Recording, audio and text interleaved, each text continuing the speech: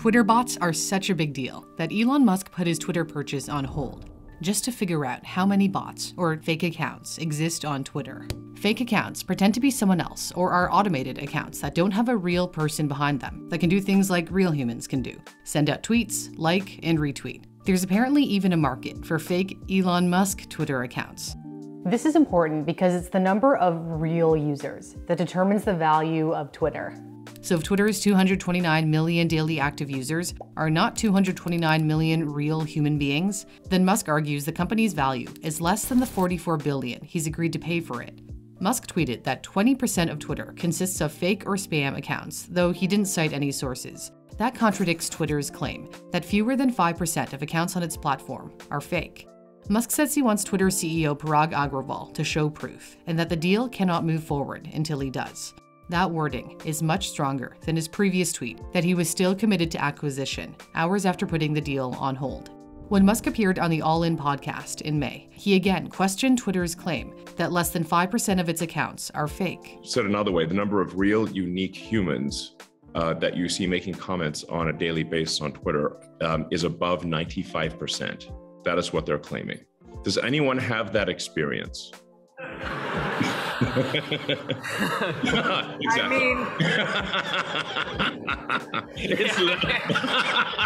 I mean, really? Listen, there's a bridge I'd like to sell you, He also likened his agreement to purchase Twitter to agreeing to buy a home that the homeowner said had only 5% termites, only to later realize it's infested, and the whole deal may need to be reconsidered. A software company found the number of fake or spam accounts is 4 times higher than Twitter's estimate. SparkToro analyzed profile pictures, location data, and used machine learning processes to conclude 19% of Twitter accounts are fake or spam. Larger accounts are even harder hit. SparkToro said 43% of Joe Biden's Twitter followers on his personal Joe Biden account are fake and inactive. It's even higher for Elon Musk. The company says 70% of his followers are fake and inactive.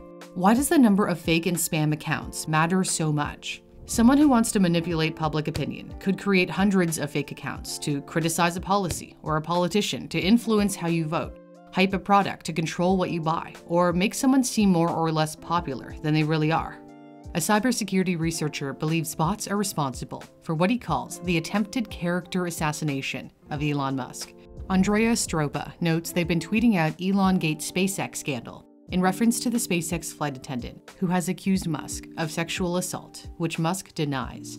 They're not just interacting with Musk's critics, but also his fans, so that conversations can reach a wider audience rather than the echo chamber of Musk haters. Fake and spam accounts are influencing public discourse inauthentically, as they don't represent the views of real people.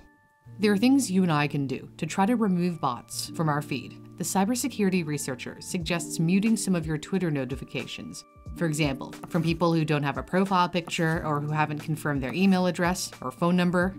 Musk has said one of his top priorities after taking over Twitter is to defeat spam bots and authenticate all humans, which would dwindle his follower count from 94 million down to 28 million. If it's really true, 70% of his followers are fake or spam. 28 million is still a significant follower base. But whenever there are fans, you can bet there are critics. Many liberals have been outraged over Musk's push for more free speech on Twitter, which he believes is being stifled. For example, he said he'd reverse the platform's ban on Trump. Conservatives have long accused Twitter of censoring their views. A Twitter employee recently confirmed the apparent left-leaning bias at the company. This senior engineer was caught in a secret recording by the right-wing activist organization Project Veritas, saying Twitter does not believe in free speech, and admitted some of his colleagues hate Musk's purchase because they're super left. Another employee, also recorded by Project Veritas, made it clear Twitter is not only about free speech, and then proceeded to make fun of Musk because of his Asperger's, calling him, quote, literally special needs. Not that poking fun at him would get under his skin, or criticism of any kind. Musk said during a TED Talk interview this year that criticism over his billionaire status was, quote, water off a duck's back. He's a man on a mission to deal with bots and issues of free speech. If for some reason the Twitter deal doesn't end up going through, he could still be a social media mogul. He mentioned he's considered starting his own app. We've imagined it might be called Elon's Social. If you'd like to build up your skills in STEM so you can engineer great products, whether it's a social app, self-driving cars, or rockets, Brilliant is an amazing tool to learn STEM interactively. Their Computer Science Fundamentals course will help you strengthen your knowledge of core computer science concepts, and it's great if you're in high school, college, or already working.